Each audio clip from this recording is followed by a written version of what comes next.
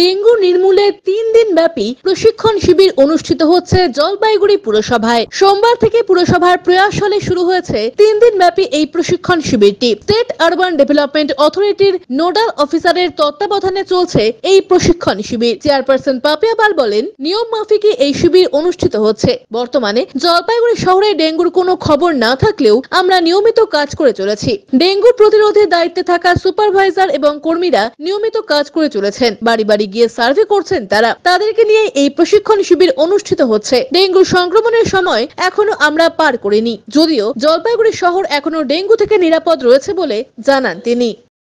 বিষয়টা যেটা normal training এর ব্যবস্থা করা হয়েছে। আমাদের কলকাতা থেকে প্রিয়াঙ্কা ম্যাডাম এসছেন, উনি সুডার নোডাল অফিসার।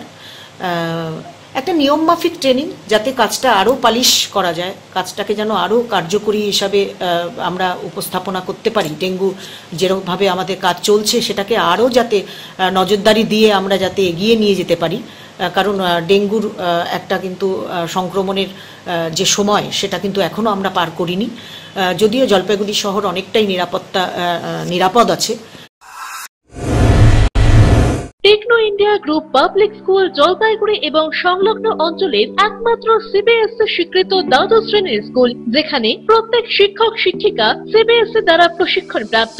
এছাড়াও এনএপি 2020 অন্তর্ভুক্ত সমস্ত পদ্ধতি পালন করে ছাত্রছাত্রীদের গুণাবলীকে পরিস্ফুট করাই আমাদের মূল উদ্দেশ্য। থাকছে রেমেডিয়াল ক্লাস, সাপোর্ট ক্লাস এবং এক্সট্রা ক্লাসের বন্দোবস্ত, কোনো রকম অতিরিক্ত টিউশন ফিস ছাড়াই। পড়াশোনার পাশাপাশি শিশুদের সামগ্রিক বিকাশে সাহায্য করে Techno India group public school. 2024-25 শিক্ষাবর্ষের ভর্তি চলছে এবং 2025-26 শিক্ষাবর্ষের ভর্তির ফর্ম শীঘ্রই দেওয়া শুরু হবে।